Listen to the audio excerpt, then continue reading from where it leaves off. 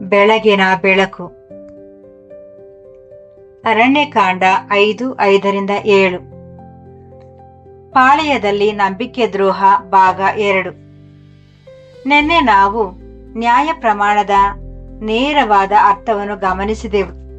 ಯಾವುದೇ ಪುರುಷನಾಗಲಿ ಅಥವಾ ಸ್ತ್ರೀಯಾಗಲಿ ಇನ್ನೊಬ್ಬ ವ್ಯಕ್ತಿಗೆ ಅನ್ಯಾಯ ಮಾಡಿದರೆ ಅವರು ಯೆಹೋವನಿಗೆ ದ್ರೋಹ ಮಾಡುತ್ತಾರೆ ಮತ್ತು ಅಪರಾಧಿಗಳಾಗುತ್ತಾರೆ ಎಂದು ಯೆಹೋವನು ಹೇಳಿದನು. ಅರಣ್ಯಕಾಂಡ 5:6. ನಂತರ ಯೆಹೋವನು ಒಂದು ಸ್ಪಷ್ಟ ಮಾರ್ಗವನ್ನು ನೀಡಿದನು. 5ನೇ ಒಂದು ಭಾಗದ ಹೆಚ್ಚುವರಿ ಮೊತ್ತದೊಂದಿಗೆ ಪೂರ್ಣ ಮರುಪಾವತಿ ಮತ್ತು ಧರ್ಮಶಾಸ್ತ್ರದ ಅಡಿಯಲ್ಲಿ ದೋಷ ಪರಿಹಾರಕ ಯಜ್ಞ. ಅರಣ್ಯಕಾಂಡ 5:7-8. ಎಂದು ನಾವು ನೂತನ ಸೃಷ್ಟಿಯ ವಿಶ್ವಾಸಿಗಳಿಗಾಗಿ ಇದರ ಆಧ್ಯಾತ್ಮಿಕ ಅರ್ಥವನ್ನು ತಿಳಿದುಕೊಳ್ಳೋಣ. ಕ್ರಿಸ್ತನು ಬಲಿಯನ್ನು ಪೂರೈಸಿದ್ದಾನೆ, ಆದರೆ ಸತ್ಯ, ನ್ಯಾಯ, ಕೃಪೆ ಮತ್ತು ಮರುಸ್ಥಾಪಿತ ಸಂಬಂಧಗಳಿಗಾಗಿ ಯೆಹೋವನಿಗಿರುವ ಹಂಬಲವು ಬದಲಾಗಿಲ್ಲ. ಬದಲಾಗಿರುವುದು ಏನೆಂದರೆ ಶಿಲುಬೆಯ ಕಾರ್ಯವು ಕೇವಲ ಕೈಗಳಿಗಿಂತ ಆಳವಾಗಿ, ಅಂದರೆ ಹೃದಯದವರೆಗೂ ತಲುಪುತ್ತದೆ.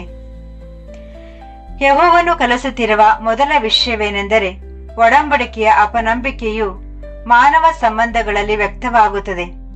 ಯೆಹೋವನಿಗೆ ಮಾಡುವ ದ್ರೋಹ ಎಂದರೆ ಕೇವಲ ವಿಗ್ರಹಗಳನ್ನು ಆರಾಧಿಸುವುದು ಅಥವಾ ಆತನ ಹೆಸರನ್ನು ನಿರಾಕರಿಸುವುದು ಮಾತ್ರ ಎಂದು ಅನೇಕರು ಭಾವಿಸುತ್ತಾರೆ.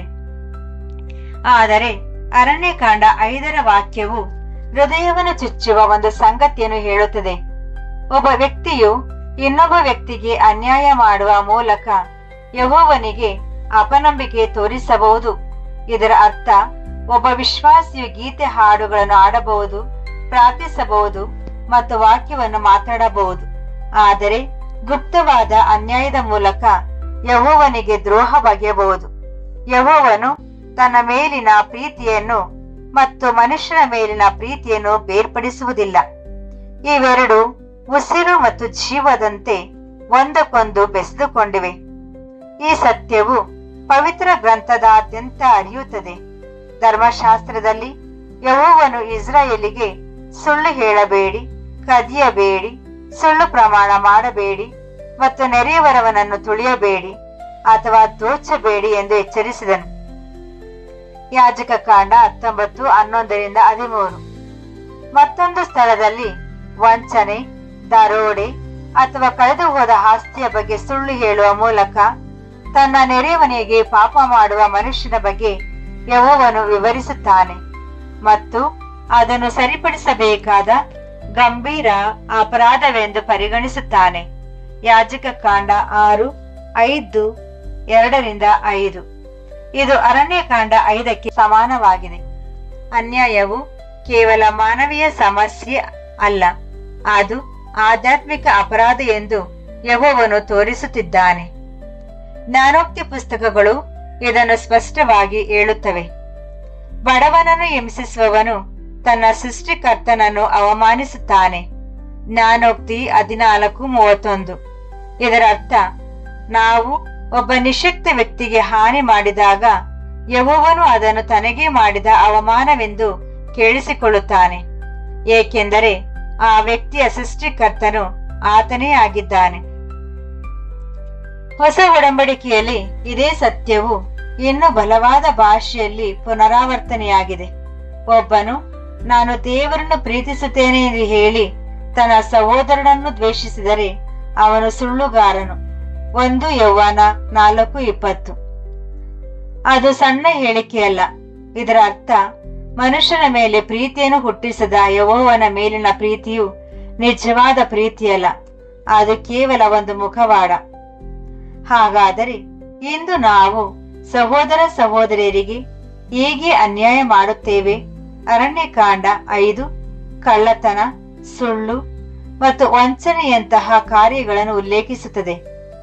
ಆ ಪಾಪಗಳು ಇಂದಿಗೂ ಇವೆ, ಆದರೆ ಇಂದು ಅವು ಹೆಚ್ಚಾಗಿ ಶುದ್ಧವಾದ ಬಟ್ಟೆಗಳನ್ನು ಧರಿಸಿವೆ. ಅವು ಇಮೇಲ್ಗಳು, ಒಪ್ಪಂದಗಳು, ಸಂಬಳದ ನಿರ್ಧಾರಗಳು, ವ್ಯವಹಾರದ ಒಪ್ಪಂದಗಳು, ಕುಟುಂಬದ ಆಸ್ತಿ ಹಂಚಿಕೆ ಸಮಸ್ಯೆಗಳು, ಸಭೆಯ ರಾಜಕೀಯ ವಾಟ್ಸಪ್ ಸಂದೇಶಗಳು, ಗುಪ್ತ ಸಂಭಾಷಣೆಗಳಲ್ಲಿ ಕಾಣಿಸಿಕೊಳ್ಳುತ್ತವೆ. ಇಂದು ಅನೇಕ ಅನ್ಯಾಯಗಳು ಚಾಕುವಿನಿಂದ ನಡೆಯುತ್ತಿಲ್ಲ. ಅವು ಮಾತುಗಳು, ವಿಳಂಬಗಳು, ಮೌನವಾದ ಕುತಂತ್ರಗಳು, ಇವೆಲ್ಲ ಗುಪ್ತ ಉದ್ದೇಶಗಳ ಮೂಲಕ ನಡೆಯುತ್ತಿವೆ. ಒಂದು ಸಾಮಾನ್ಯ ಕ್ಷೇತ್ರವೆಂದರೆ ಹಣ ಮತ್ತು ನ್ಯಾಯ. ಒಬ್ಬ ವ್ಯಕ್ತಿಯು ಅಪ್ರಾಮಾಣಿಕ ವ್ಯವಹಾರ, ಹೆಚ್ಚಿನ ಬಿಲ್ಲುಗಳು, ಅನ್ಯಾಯದ ಬೆಲೆ ನಿಗದಿ, ಮುರಿದ ಭರವಸೆಗಳು ಅಥವಾ ಒಪ್ಪಂದಗಳನ್ನು ತಿರುಚುವ ಮೂಲಕ ಇತರರನ್ನು ವಂಚಿಸಬಹುದು. ಸತ್ಯವೇದವು ವಿಶ್ವಾಸಿಗಳಿಗೆ ಹೇಳುತ್ತದೆ, ಕದಿಯುವವನು ಇನ್ನು ಮುಂದೆ ಕದಿಯಬಾರದು, ಬದಲಾಗಿ ದುಡಿಯಲಿ. ಅದರಿಂದ ಕೊರತೆ ಇರುವವರಿಗೆ ಕೊಡಲು ಅವನ ಹತ್ತಿರ ಏನಾದರೂ ಇರಲಿ. ಎಫೆಸದವರಿಗೆ 4:28. ಇದು ಕೇವಲ ರಸ್ತೆಯಲ್ಲಿ ನಡೆಯುವ ದರೋಡೆಯ ಬಗ್ಗೆ ಅಲ್ಲ. ಇದು ಯಾವುದೇ ರೀತಿಯ ಲಾಭ ಪಡೆಯುವ ವಂಚನೆಯನ್ನು ಒಳಗೊಂಡಿದೆ. ಕೊಡದೆ ಉಳಿಸಿಕೊಂಡ ವೇತನದ ಬಗ್ಗೆ ಯಾಕೋಬನು ನೇರವಾದ ಎಚ್ಚರಿಕೆಯನ್ನು ನೀಡುತ್ತಾನೆ. ವಂಚನೆಯಿಂದ ನೀವು ಉಳಿಸಿಕೊಂಡ ಕೂಲಿಯು ಕೂಗುತ್ತಿದೆ. ಯಾಕೋಬ 5:4. ಅಂದರೆ ಆ ಹಣವೇ ಪರಲೋಕದಲ್ಲಿ ಸಾಕ್ಷಿಯಾಗುತ್ತದೆ. ಪೌಲನು ಸಹ ಎಚ್ಚರಿಸುತ್ತಾನೆ, ಯಾವನೂ ತನ್ನ ಸಹೋದರನಿಗೆ ಅನ್ಯಾಯ ಮಾಡಬಾರದು ಮತ್ತು ಅವನನ್ನು ವಂಚಿಸಬಾರದು. ಯೆಹೋವನು ಇದಕ್ಕೆ ದಂಡನೆ ವಿಧಿಸುವನು. 1 ಥೆಸಲೋನಿಕದವರಿಗೆ 4:6. ಈ ಸಾಲು ನಮ್ಮನ್ನು ನಡುಗಿಸಬೇಕು. ವಂಚನೆಗೊಳಗಾದ ವ್ಯಕ್ತಿಯ ಪರವಾಗಿ ಯೆಹೋವನು ರಕ್ಷಕನಾಗಿ ನಿಲ್ಲುತ್ತಾನೆ. ಮತ್ತೊಂದು ಕ್ಷೇತ್ರವೆಂದರೆ ಸತ್ಯ ಮತ್ತು ಮಾತು. ಅನೇಕ ಜನರು ಹಣವನ್ನು ಕದಿಯುವುದಿಲ್ಲ, ಆದರೆ ಅವರು ನಂಬಿಕೆಯನ್ನು ಕದಿಯುತ್ತಾರೆ. ಅವರು ಅರ್ಧ ಸತ್ಯಗಳನ್ನು ಹೇಳುತ್ತಾರೆ, ಸತ್ಯಗಳನ್ನು ಮರೆಮಾಚುತ್ತಾರೆ, ಮಾತುಗಳನ್ನು ತಿರುಗಿಸುತ್ತಾರೆ ಮತ್ತು ತಮ್ಮನ್ನು ರಕ್ಷಿಸಿಕೊಳ್ಳಲು ಸುಳ್ಳು ಕಥೆಗಳನ್ನು ಹೆಣೆಯುತ್ತಾರೆ. ಸತ್ಯವೇದವು ಹೇಳುತ್ತದೆ, ಸುಳ್ಳನ್ನು ಬಿಟ್ಟು ಬಿಡಿ. ಪ್ರತಿಯೊಬ್ಬನು ತನ್ನ ನೆರೆಯವನೊಂದಿಗೆ ಸತ್ಯವನ್ನೇ ಮಾತನಾಡಲಿ. ಎಫೆಸದವರಿಗೆ 4:25. ಇತರರಿಗೆ ಹಾನಿ ಮಾಡುವ ಮಾತಿನ ಬಗ್ಗೆಯೂ ಅದು ಎಚ್ಚರಿಸುತ್ತದೆ. ಯಾರನ್ನು ದೂಷಿಸಬೇಡಿ. ತೀತ 3:2. ಮತ್ತು ಒಬ್ಬರನ್ನೊಬ್ಬರು ದೂಷಿಸಬೇಡಿ. ಯಾಕೋಬ 4:11.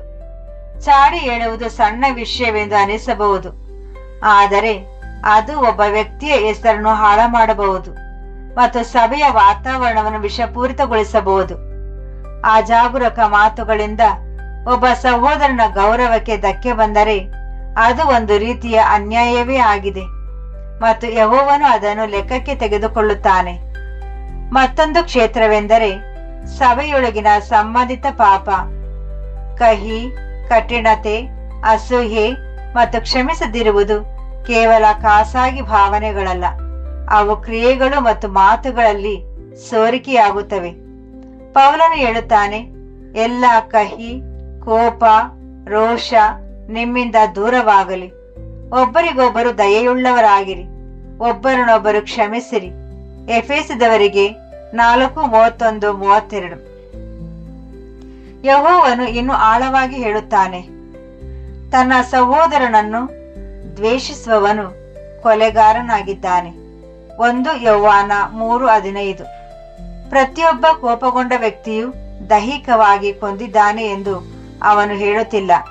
ದೇವರ ದೃಷ್ಟಿಯಲ್ಲಿ ದ್ವೇಷವು ಎಷ್ಟು ಗಂಭೀರವಾದುದು ಎಂದು ಅವನು ತೋರಿಸುತ್ತಿದ್ದಾನೆ. ದ್ವೇಷವು ಕೊಲೆಯ ಮನೋಭಾವವಾಗಿದೆ.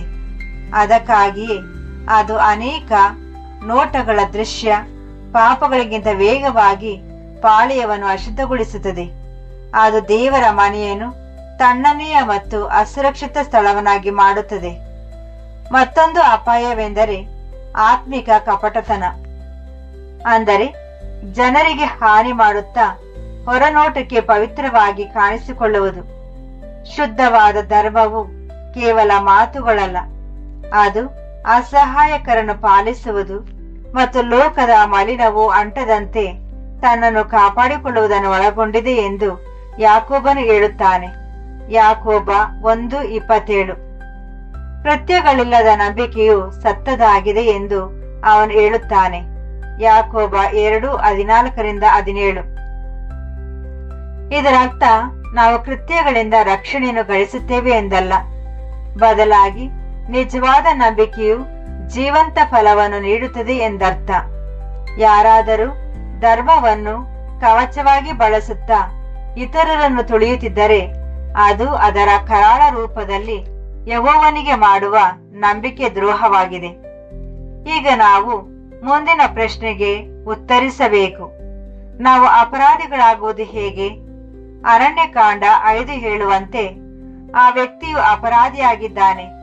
ನಿಜ ಜೀವನದಲ್ಲಿ ಅಪರಾಧ ಪ್ರಜ್ಞೆಯು ಯಾವಾಗಲೂ ತಕ್ಷಣಕ್ಕೆ ಅನುಭವಕ್ಕೆ ಬರುವುದಿಲ್ಲ. ಅನೇಕ ಜನರು ತಪ್ಪು ಮಾಡಿ ಇಂದಿಗೂ ರಾತ್ರಿ ನೆಮ್ಮದಿಯಾಗಿ ಮಲಗುತ್ತಾರೆ. ಆದರೆ ಯೆಹೋವನು ಕೆಲಸ ಮಾಡಲು ಪ್ರಾರಂಭಿಸಿದಾಗ ಅಪರಾಧ ಪ್ರಜ್ಞೆ ಏಳುತ್ತದೆ. ಅಪರಾಧವು ಹೊರಬರಲು ನ್ಯಾಯ ಪ್ರಮಾಣವು 3 ಮಾರ್ಗಗಳನ್ನು ತೋರಿಸುತ್ತದೆ. ಮೊದಲನೆಯದಾಗಿ ದೇವರ ವಾಕ್ಯವು ಅದನ್ನು ಬಯಲು ಮಾಡುತ್ತದೆ. ನ್ಯಾಯ ಪ್ರಮಾಣದ ಮೂಲಕ ಪಾಪದ ಅರಿವು ಉಂಟಾಗುತ್ತದೆ. ರೋಮಾಪುರದವರಿಗೆ 3:20. ಸತ್ಯವೇದವನ್ನು ಓದಿದಾಗ ಮತ್ತು ನಂಬಿದಾಗ ಹೃದಯವು ಸಿಕ್ಕಿ ಬೀಳುತ್ತದೆ. ವಾಕ್ಯವು ಕನ್ನಡಿಯಂತಿದೆ, ಅದು ಹೊಗಳುವುದಿಲ್ಲ, ಅದು ಸತ್ಯವನ್ನು ತೋರಿಸುತ್ತದೆ. ಎರಡನೆಯದಾಗಿ ಮನಸ್ಸಾಕ್ಷಿಯು ಮಾತನಾಡುತ್ತದೆ. ಮನಸ್ಸಾಕ್ಷಿಯು ನಮ್ಮನ್ನು ದೂಷಿಸಬಹುದು ಅಥವಾ ಸಮರ್ಥಿಸಬಹುದು ಎಂದು ಪೌಲನು ಹೇಳುತ್ತಾನೆ. ರೋಮಾಪುರದವರಿಗೆ 2:15. ಇನ್ನೊಬ್ಬ ವ್ಯಕ್ತಿ ನಮ್ಮನ್ನು ಎದುರಿಸುವ ಮೊದಲೇ ಮನಸ್ಸಾಕ್ಷಿಯು ಅಸ್ವಸ್ಥವಾಗುವುದು.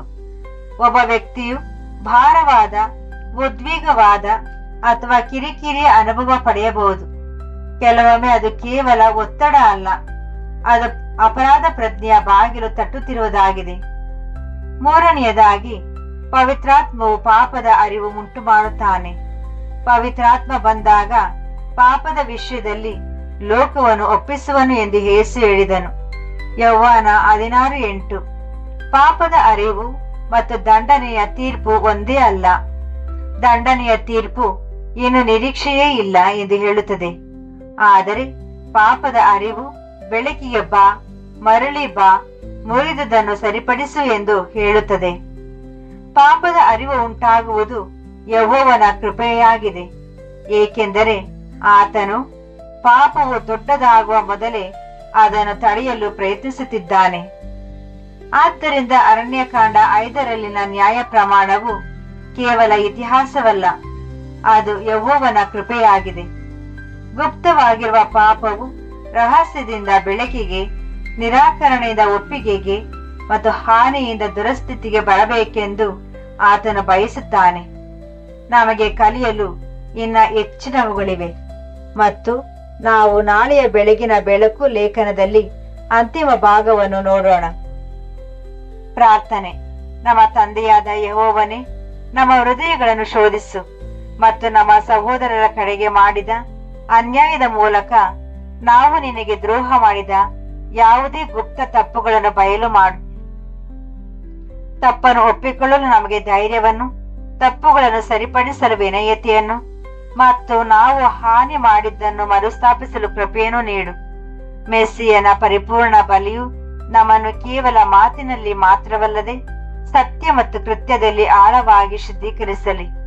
ವಂಚನೆ, ಕಹಿ ಮತ್ತು ಗುಪ್ತ ಗರ್ವವನ್ನು ನಮ್ಮಿಂದ ದೂರ ಮಾಡು ಮತ್ತು ನ್ಯಾಯ ಮತ್ತು ಕೃಪೆಯನ್ನು ಪ್ರೀತಿಸುವ ಹೃದಯವನ್ನು ನಮ್ಮಲ್ಲಿ ಸ್ಥಾಪಿಸು. ಒಡಂಬಡಿಕೆಯ ನಂಬಿಕೆಯಲ್ಲಿ ಪಡೆಯಲು ನಮಗೆ ಕಲಿಸು. ಇದರಿಂದ ನಮ್ಮ ಸಹೋದರ ಸಹೋದರಿಯರನ್ನು ಪ್ರೀತಿಸುವುದು ನಿನ್ನ ಪವಿತ್ರ ನಾಮಕ್ಕೆ ನಿಜವಾದ ಗೌರವವನ್ನು ತರಲಿ. ಕ್ರಿಸ್ತನ ಹೆಸರಿನಲ್ಲಿ ಆಮೀನ್.